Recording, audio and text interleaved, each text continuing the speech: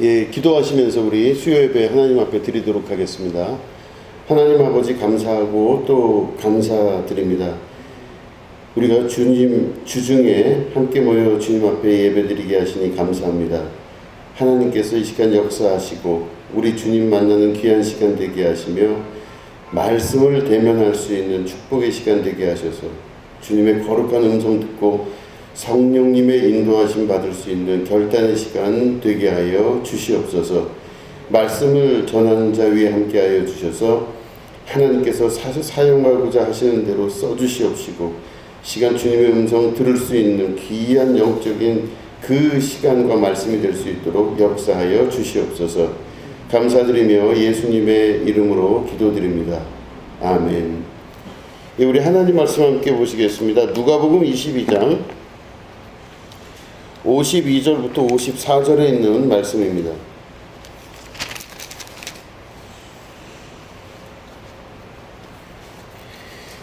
예, 누가복음 22장 52절부터 54절 말씀을 우리 한 목소리로 읽도록 하겠습니다. 우리 다 같이 읽겠습니다. 시작. 예수께서 그 잡으러 온 대제사장들과 성전의 경비대장들과 장로들에게 이르시되 너희가 강도를 잡는 것 같이 검과 몽치를 가지고 나왔느냐? 내가 날마다 너희와 함께 성전에 있을 때에 내게 손을 대지 아니하였도다. 그러나 이제는 너희 때요 어둠의 권세로다 하시더라. 예수를 잡아 끌고 대제사장의 집으로 들어갈새 베드로가 멀찍이 따라가니라. 아멘. 오늘은 멀찍이 따라가니라 라는 제목 가지고 함께 말씀을 나누도록 하겠습니다. 제가 중학교 때 그 미션 스쿨을 다녔습니다. 미션 스쿨이라 하면 이제 기독교 학교죠.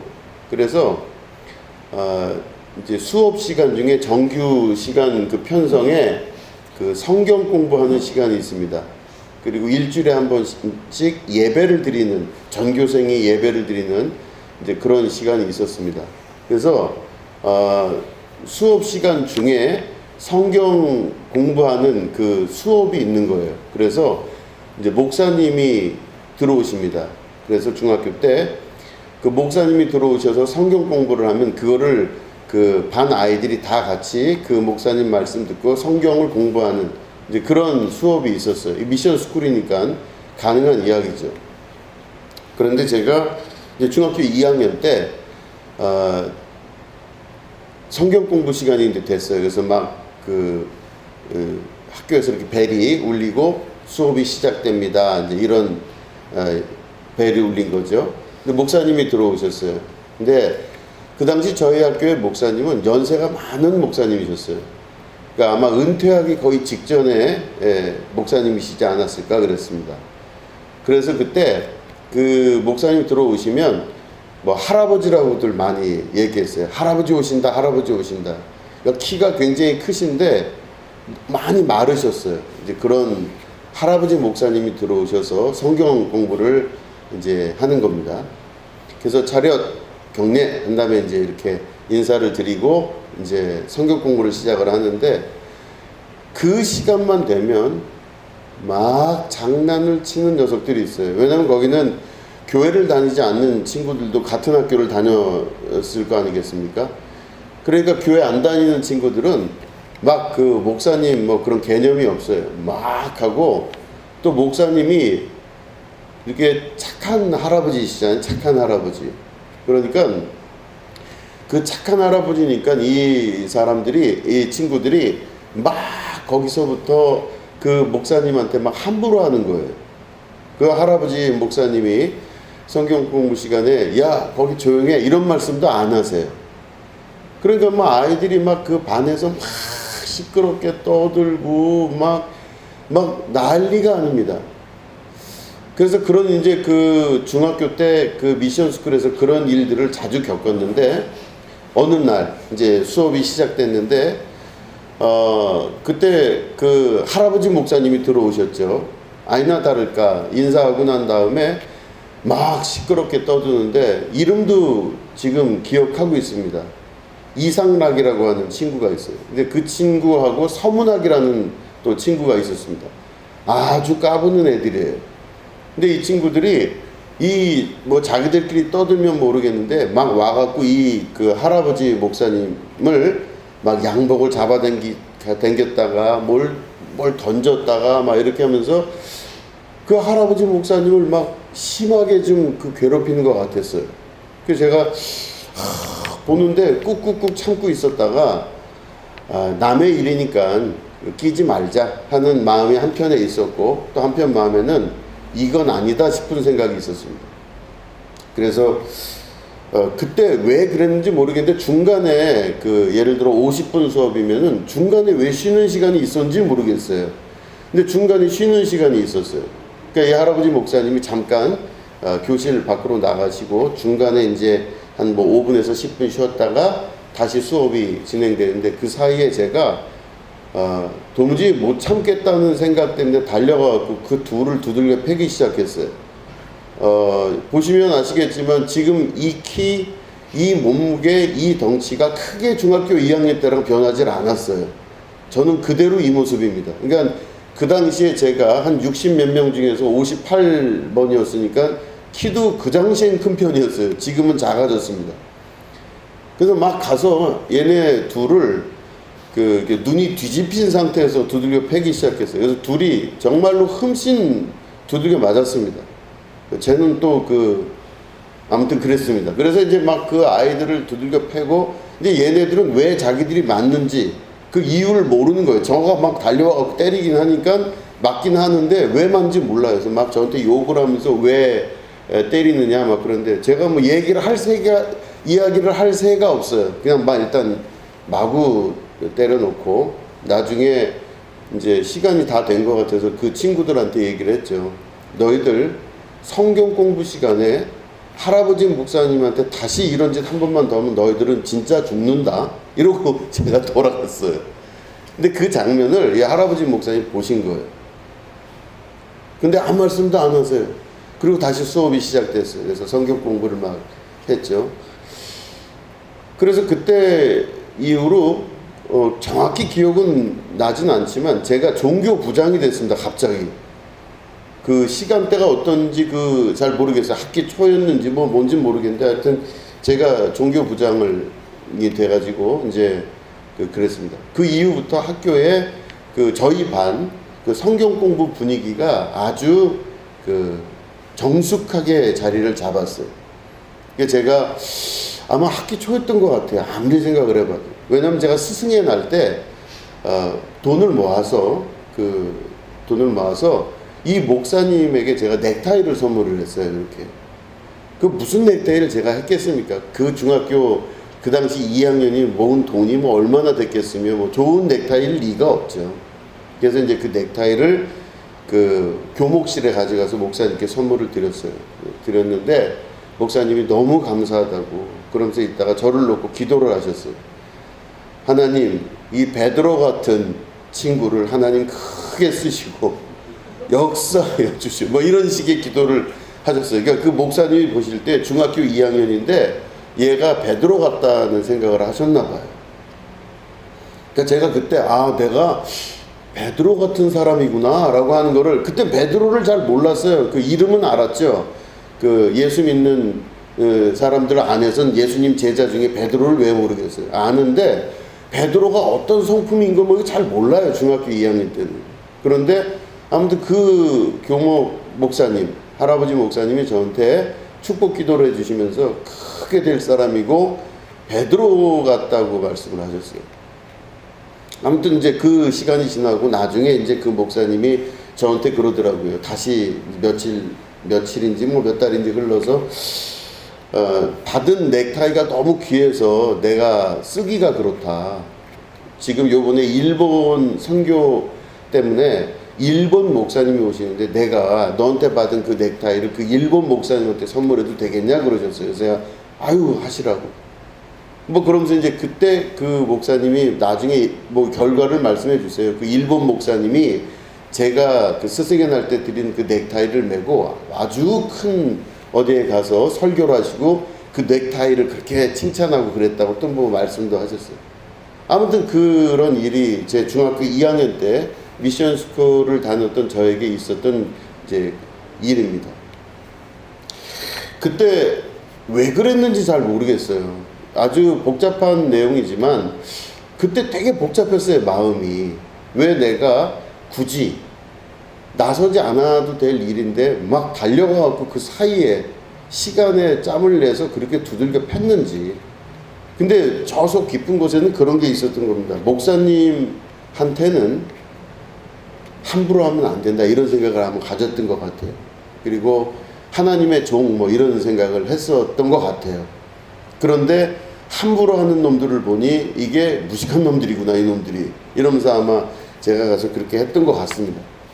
예, 그런 이제 신앙생활을 갖고 있는데 그게 보니까 깊은 내면 안에 저라고 하는 사람의 원래 본성이 그런 부분이 있는 것 같다는 생각이 계속 들었어요. 그 이후에도 여러 번 말씀을 드렸지만 독일에 가서도 그 청년회장 선거를 뭐 한다 그러는데 보니까 다 바빠서 못하겠다, 뭐 저는 청년회장 하려는데 지금 입시 때문에 못하겠습니다. 독일에 뭐 가면 보통 이제 그 시험을 또 봐서 학교를 들어가고 그래야 되잖아요. 그러니까 못하겠다 그러는데 저는 아주 생각이 단순하게 속에서 일어난 겁니다. 하나님의, 아무리 입시가 중요하지만 하나님의 일보다 중요한 게 있을까? 저것들 다 거짓말하고 사는 사람들이네, 이런 생각이 들어요. 단순하게. 아니, 하나님의 일보다 더 귀한 게 어디 있어, 이 세상에. 그렇지 않습니까? 하나님의 일이 우선이에요, 입시가 우선이에요? 그렇죠. 갈등이 되는 그 질문이겠죠. 하나님이 먼저입니까? 다른 게 먼저입니까? 할 때 그 질문을 하면은 실제로 되게 머릿속으로는 복잡한데 저는 그게 머릿속으로 생각난 게 아니라 속에서 그냥 나왔어요. 하나님이 먼저죠. 하나님이 먼저죠. 당연하죠. 교회 일은 제가 뭐 청년회장이라고 하지만 청년회장은 귀한 직분이라 생각을 했어요. 그래서 제가 본능적으로 손을 들고 나와서 그러면 여러분들이 너무 바쁘신데 제가 하겠습니다 그랬어요. 제가 그때 청년회장 됐어요. 그러니까 다른 사람들은 그때 막 뭐 됐다 그래서 박수를 치는데 의아해하면서 박수를 치는 거죠. 저놈이 어디서 갑자기 나와서 갑자기 자기가 회장을 하겠다고 저러나. 막 이상하게 박수를 쳤어요. 그래서 박수를 치고 제가 회장이 됐습니다. 그때 같이 일했던 총무가 저 뒤에 있는 제 와이프예요. 연회당이죠, 연회당. 그래서 아무튼 교회 일을 했어요. 교회 일을 하고 그래서 이제 나름 최선을 다해서 그 교회 일을 했어요. 원칙이 뭐냐면 잘은 모르겠어요. 무슨 뭐 이론이 있고 뭐 엄청난 뭐가 있고 그게 아니라 아주 극도의 그 어떤 그 질문에 도달했을 때 가장 중요한 게 무엇인가? 하나님의 나라입니다. 교회이고 또 하나님의 역사, 이게 가장 중요하다고 저는 생각을 했던 것 같아요. 그러니까 그 구체적인 그 결단의 순간이 있을 때마다 혹은 어떤 일이 있을 때마다 마지막에 최종적으로 내리는 결론은 하나님 뜻이에요. 거기에는 대학 입시도 필요 없고 유학 가서 뭐 할 것도 필요가 없고 또 인간관계도 필요도 없고 그 어떤 내 안위를 위해서 무엇을 결정하는 것이 아니라 하나님의 나라와 하나님 말씀과 하나님께서 이 교회의 주인이신 우리 예수님이 가장 중요하다라는 그 근본 원칙.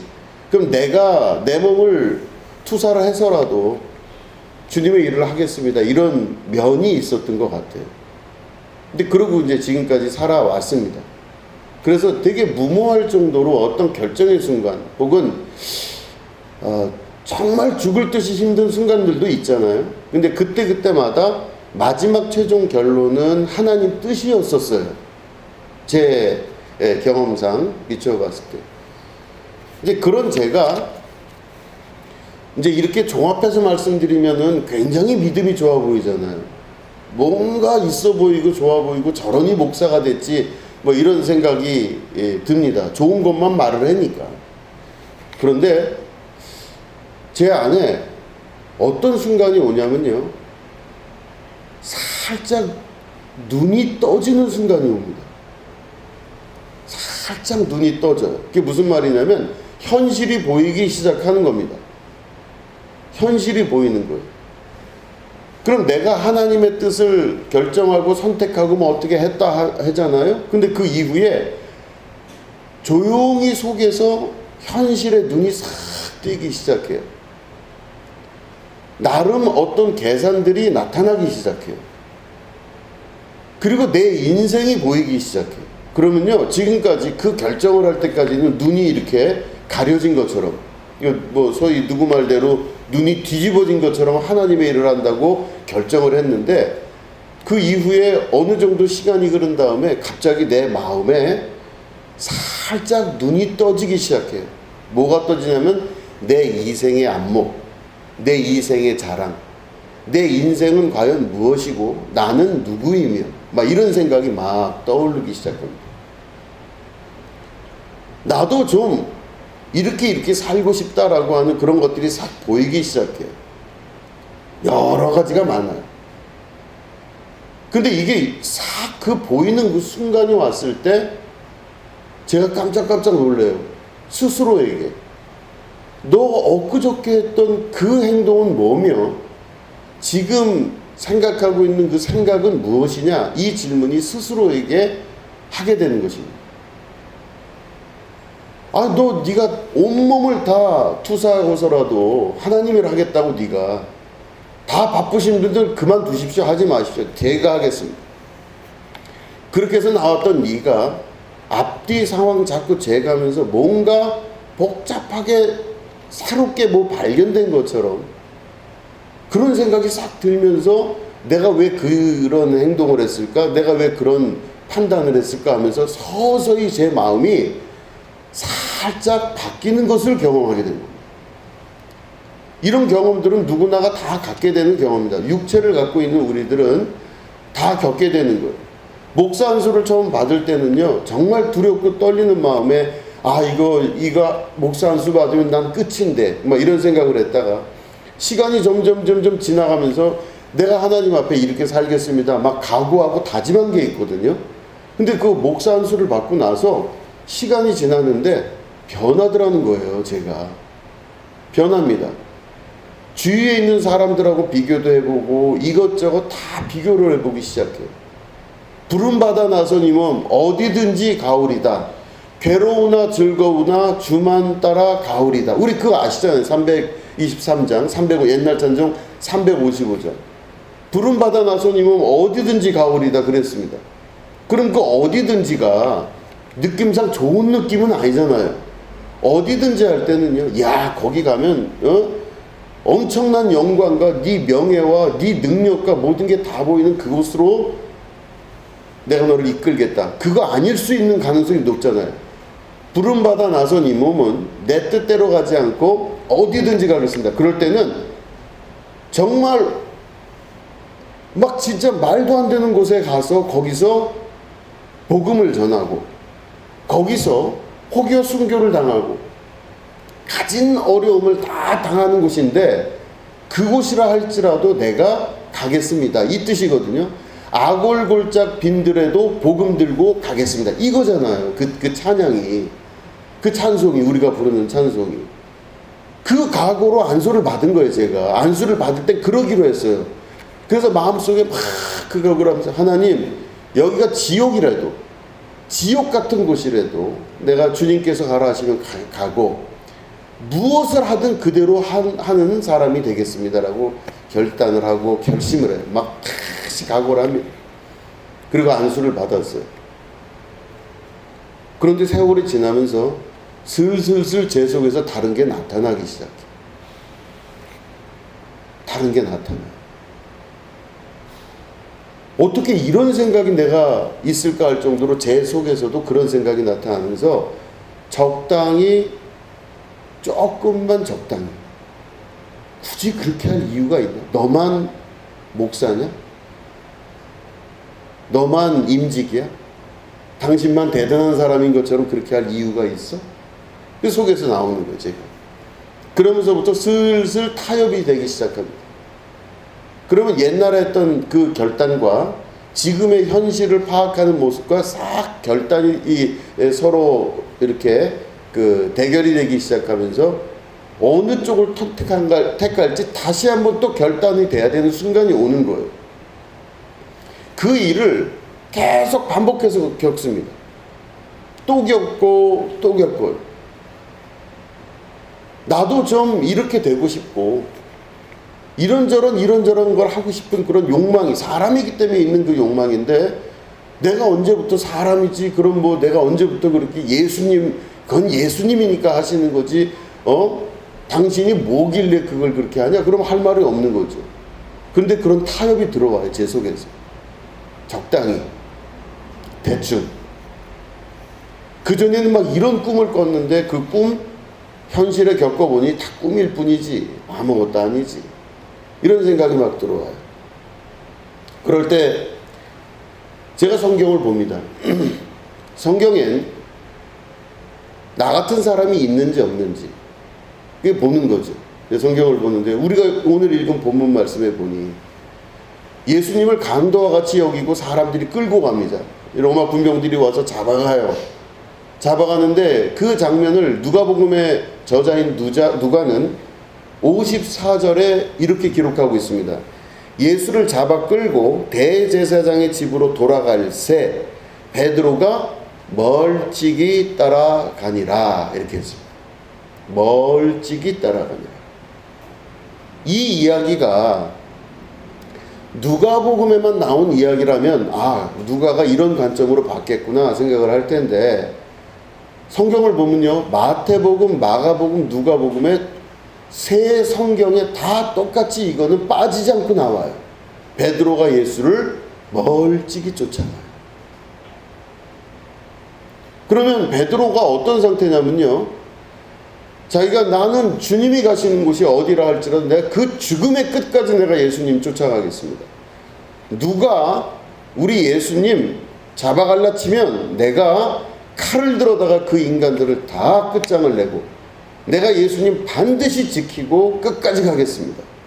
내가 예수님을 해하고자 하는 어떤 놈이 나타나더라도 나는 끝까지 예수님 지키도록 하겠습니다. 그래서 다른 성경에 보면은 그 잡아가는 놈 중에 하나가 로마 군병인데 그 중에 하나가 마고라고 하는 그 군병의 귀를 자르잖아요. 베드로가 확 칼로 배를 귀를 잘라요. 그런 일 저런 일을 겪으면서 가는데 중요한 거는 베드로가 멀찍이 쫓아가게 되었다는 것입니다. 베드로가 눈이 띄어지기 시작한 겁니다. 예수님만 바라봤던 사람이었는데 예수님만 바라보지를 못하는 거예요. 이제는 자기 인생도 슬슬 보기 시작하는 거죠. 내 생명도 바라보기 시작합니다. 베드로는 결혼한 사람으로 우리는 알고 있죠. 자녀가 어떻게 된지는 잘 모르겠습니다. 어떤 기록에도 다 나와 있지 않기 때문에 베드로의 자녀는 모르겠어요. 근데 최소한 결혼을 했고 베드로는 장모님이 있습니다. 기록되어 있는 성경에 보면 그렇게 되어 있습니다. 베드로가 살다 보니 예수님이 그리스도시고 구세주라는 것을 부인할 수 없어요. 그래서 예수님만 바라봤던 베드로입니다. 그러니까 베드로는 주는 그리스도시요 살아계신 하나님의 아들입니다. 이렇게 말할 정도로 예수님의 큰 칭찬을 받고 그 베드로가 교회의 기초가 되는 엄청난 예수님의 칭찬을 받는, 그리고 교회의 시작을 알리는 아주 중요한 모티브가 된 사람입니다. 그런데 그 베드로가 오늘 말씀 보니 눈이 살짝 뜨이기 시작하는 거예요. 적당히 하자. 멀찍이 쫓아. 안 쫓는 건 아니에요. 예수님을 멀리서 이렇게 쫓지 않고 도망갔다든가 이런 건 없어요. 그런데 예수님을 쫓아는 가는데 어떻게 쫓는다? 멀찍이 쫓아요. 대충 손해보지 않을 정도. 나 혼자 나서서 무슨 문제 중간에 다 내 어깨에 짐지고 그런 거 그렇게 안 하기 위해서 살짝 멀리 쫓아갑니다. 그 정도 쫓아가면 안 쫓아가는 건 아니에요. 나도 예수님을 쫓아간 사람은 맞는데 조금 멀찍이 쫓아갑니다. 우리가 예수님 믿고 신앙생활 하다 보면 그런 경우들을 많이 겪습니다. 말씀드린 대로 저도 그 어릴 때의 학교에서 그리고 또 여러 군데서 어느 마지막 결단의 순간에 내가 가장 교회가 중요하고 나는 예수님이 가장 중요합니다. 이렇게 이야기를 하고 그런 게 내 본성인 줄 알고 원래 내가 베드로인 줄 알고 그렇게 목사님한테 칭찬도 받으면서 자라왔는데 그런 저마저도 어느 순간 약해지기 시작해요. 눈이 떠지기 시작하는 겁니다. 현실이 보이기 시작하고 가정이 보이기 시작하고 내 주변 환경들이 보이기 시작하고 나는 뭐며 앞으로 어떻게 될 것인지 이런 여러 생각이 들기도 하고 여러 가지 것들이 내 안에서 막 작용을 하기 시작하면서 복잡한 생각 안으로 들어가기 시작합니다. 예수님을 꼭 이런 식으로 믿어야 될 필요가 있을까? 굳이 교회 생활을 이런 식으로 할 필요가 있을까? 목사지만 목사로서 어떻게 살아야 될지에 대해서 이렇게까지 미련하게 할 필요는 없지 않을까? 남들은 다 이렇게 살지 않는데 뭐 이런 생각들을 가지게 되는 순간들을 경험하게 되었다는 것입니다. 말씀드린 대로 마태마가 누가복음에 공통적으로 이 이야기가 다 있는 것을 보면 아마 성령님께서 생각하시기에 이 이야기가 너무너무나 중요하다고 여긴 것일 수도 있습니다. 어떤 성경에서는 마태복음에만 나오는 이야기가 있고 누가복음에만 나오는 이야기가 있고 뭐 이렇게 되거든요. 두 군데에 있는데 한 군데는 없고. 그러니까 세 성경을 이렇게 비교해서 보면 중요하다고 여기고 절대 잊어서는 안 되는 내용들이 세 성경에 다 고르게 나오고 있어요. 근데 오늘 말씀 보니까 이 말씀이 새 성경에 그대로 나오고 있습니다. 그걸 보면 성령께서 이 성경 안에 있는 내용에 강조점을 두시는 거예요. 베드로 개인으로 봤을 때는 지우고 싶은 과거일 겁니다. 싫지요. 성경이 이렇게 보면 참 묘한 특징이 어떤 사람의 실수를 다 노출시켜버립니다. 성경은. 다윗의 실수도 노출을 해버리고 모세의 성질이 막 나갖고 모세가 막 십계명판을 깨뜨리는 것도 다 노출시켜버려요. 여러분 만약에 이스라엘 사람들이 그토록 위대하게 여기는 아브라함이나 또 모세나 다윗 이런 사람들의 영웅시 되는 그런 왕이었던 사람 또 족장이었던 이런 사람들의 위대함을 드러내는 책이었다면 아마 하나하나 그런 것들을 다 지워버렸을 거예요. 다윗이 나쁜 짓을 했던 걸 지워버리고 아브라함의 믿음이 없어갖고 내 마누라 아닙니다 이거 지워버렸을 거예요. 아마. 모세도 그 성질이 들어와가지고 세상에 열받는다고 그거를 십계명을 내리치는 그런 정도의 이야기는 없앨 만한 이야기들입니다. 그런데 성경은 그 자기들이 그토록 위대하다고 생각하는 그 위의 족장들이나 왕에 관한 이야기를 잘못된 이야기들을 다 노출시켜버려요. 우리는 그래서 지금도 다윗이 어떤 사람이고 모세가 어떤 실수를 했고 이거를 다 알고 있어요. 우리는. 그럼 이 사람들 입장에서 생각해보면요. 대대손손 지금 2000년이 넘는 기간, 3000년 넘는 4000년 넘는 그 기간 동안에 있었던 수많은 사람들이 자기들의 이야기에 이 치부를 계속해서 반복해서 듣는 거잖아요. 우리 이후의 세대들도 모세와 아브라함과 다윗의 잘못의 이야기를 계속 듣게 됩니다. 그러면 성경이 가리키는 바가 무엇인가 보면 한 사람의 인물됨, 그 사람의 위대함을 이야기하려는 게 아니에요. 최소한 그건 아닙니다. 인물에 대한 열전이 아니에요. 인물에 대한 열전을 쓸 것 같으면 그런 걸 다 빼야 되거든요. 실수와 잘못된 걸 빼야 뭔가 위대한 인물로 결론이 날 텐데 그렇게 안 하잖아요. 이 실수를 기록한 이유는 그들이 아닙니다. 아브라함이 아니라 그리스도입니다. 성경이 가리키는 것은 아브라함과 모세와 다윗의 이야기가 아니라 그들 뒤에 역사하셨던 그리스도의 이야기예요. 그렇기 때문에 인간이 중요한 게 아니에요. 지금. 그렇기 때문에 위대한 인간을 이야기하려고 성경이 말한 게 아니라 그 뒤에서 역사하고 계시는 보이지 아니하시는 하나님 그리스도에 관한 이야기가 가장 큰 주인공이에요. 핵심이에요. 오늘 베드로의 이야기는요, 베드로가 교황청에서는 이 사람을 일대 교황이라고 여기고 위대하게 생각하는 사람이에요. 이 베드로가 위대하게 생각하는 예수님을 멀찍이 쫓는 사건을 성경 세 군데에서 다 기록하고 있어요.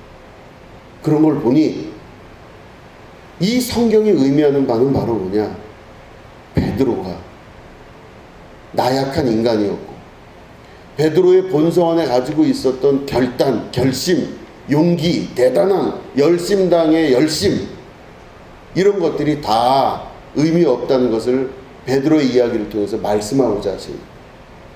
그리고 첫사랑을 되찾아가고 이제는 베드로가 자기의 의지와 노력과 자기 머리와 자기 경험으로 예수님 쫓는 사람이 아닌 그 방향을 향해 베드로의 이야기가 전개가 됩니다.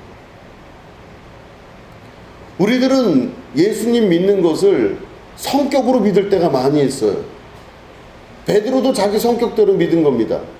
베드로도 절대 예수님 나는 안 쫓아가겠습니다. 예수님 쫓아가고 예수님이 죽으러 가신다면 나도 같이 가겠습니다. 우리 예수님 누가 손만 대면 내가 가만두지 않겠습니다. 어마어마한, 이게 거짓말이 아니라 진짜로 이 사람은 자기 마음속에 진실된 결단을 한 거죠.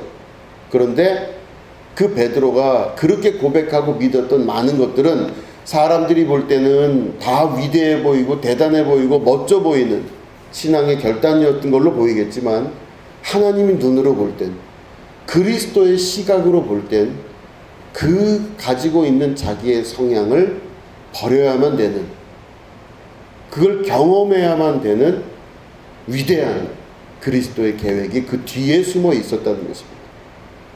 베드로가 예수님을 멀찍이 쫓아요. 왜 그러겠습니까? 자기 생명, 자기 인생, 자기 삶에 대한 근원적인 생각이 올라오기 때문입니다. 엊그저께 했던 모든 이야기들은 다 의미 없습니다. 멀찍이 쫓아서 살 길을 찾아가는 베드로.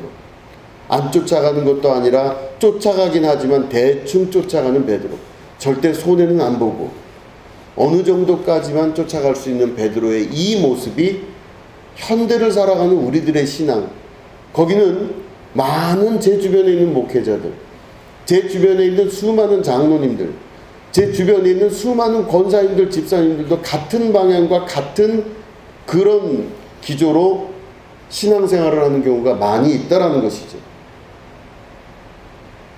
그 기준으로 봤을 때 자기의 성향대로, 자기의 뜻대로, 자기의 방식대로, 내 생각대로, 그렇기 때문에 각자 자기의 소견에 옳은 대로 살았다고 하는 그 마지막 시대에 하나님의 비참한 탄식의 소리, 이런 것들이 우리는 오늘을 살고 있는 우리들에게도 그대로 적용되는 게 아닌가 생각이 듭니다. 베드로가 멀찍이 쫓아갔다가 결국엔 예수님을 저주하면서 부인을 합니다. 그리고 결국엔 그것 때문에 괴로워하고 아파해요. 그다음 예수님 십자가 달려 죽으시고 제자들이 한 곳에 모여 있다가 결국엔 다 뿔뿔이 흩어져서 다시 자기 집으로 돌아갔다고 기록하고 있어요. 요한복음은. 자기 집으로 돌아가서 베드로가 할 게 뭐 있어요? 그 꿈 많고 예수님 만나 하나님 나라를 건설하겠다고 했던 그 베드로가 다시 어부일을 하기 시작하고 자기 세계 속으로 들어가는 겁니다. 하나님의 일을 하는 자가 아니라 자기 일을 하는 사람으로 사는 거예요. 그냥 자기 입에 풀칠하기 위해서, 자기 입에 살아갈 수 있는 그 일을 만들기 위해서 베드로가 그저 고기 잡는 사람이 되고 말았죠. 그럴 때 그 베드로 앞에 다시 예수님이 나타나십니다. 갈릴리에서 시작했던 예수님의 첫 번째 사역이 그 첫 번째 사역으로 돌아간 베드로, 자기 고향으로 돌아간, 자기 먹고 살기 위해서 인간으로 돌아가고 육체로 돌아간 그 베드로에게 예수님 나타나셔서 다시금 새로운 세계에 대한, 하나님 나라에 대한 그 꿈을 꾸게 하시고 새로운 역사를 이루시기를 간절히 부탁하고 떠나십니다. 그때부터 이 누가복음은 그 이야기가 맞춰지고 누가복음 2탄인 사도행전의 역사가 나타납니다. 누가복음 1탄인 누가복음은 예수님과 제자들에 관한 이야기, 예수님 이야기예요. 누가복음의 2탄은 사도행전입니다. 같은 누가가 썼다고 보여지는 거죠. 사도행전은 자기의 모든 것을 다 버린 자, 다시 말해 베드로는 자기 속에 있는 자기를 버린 자입니다. 이제는 자기가 할 말이 없어졌어요. 예수님, 내가 절대 예수님 부인하지 않겠습니다. 예수님, 내가 어디 고통당하면 내가 끝까지 가서 내가 예수님 지키겠습니다. 예수님 십자가에 달리시더라도 내가 같이 가겠습니다. 죽음 끝까지 가겠습니다. 이랬던 베드로의 모든 의지는 객관적으로 또 주관적으로 자기 스스로 볼 때 더 이상 이 사람은 그 말을 해도 아무도 믿을 수가 없는 사람이 되어버렸어요. 예수님을 부인하고 도망간 상태에 자기 직업으로 돌아가서 그저 먹고 사는 일에 익숙해진 그 삶으로 돌아간 베드로는요, 더 이상 그런 것으로 자기가 이런 사람이다라고 얘기할 수 없게 되었습니다. 이제는 자기를 내세울래야 내세울 수 없는 그 베드로에게 새로운 생명이 임하기 시작합니다. 이게 새 생명의 역사입니다. 거듭난 자는 그렇게 거듭나는 겁니다. 베드로가 그 이후에 마가다락방에서 일어나는 엄청난 성령의 충만함을 경험하고 나서 이제 사도의 권능으로, 사도의 능력으로, 성령 하나님의 붙드시는 능력으로 밖에 나가 전도를 하기 시작하는데, 성전 미문에 앉아있는 안진뱅이를 향해서 베드로가 갑니다. 안진뱅이가 구걸을 하죠. 돈 좀 주십시오. 그럴 때 베드로가 이야기합니다. 금과 은은 내게 없거니와. 그러니까 자기 안에는 아무것도 없는 거예요. 돈도 없고 뭐도 없고 아무것도 없는 거예요. 그러나 뭐가 있냐? 내게 있는 것으로 내게 주노니 곧 나사렛 예수의 이름으로 일어나 걸으라 하고 그 손을 잡아 일으키니 안진뱅이가 일어났다고 되어 있습니다.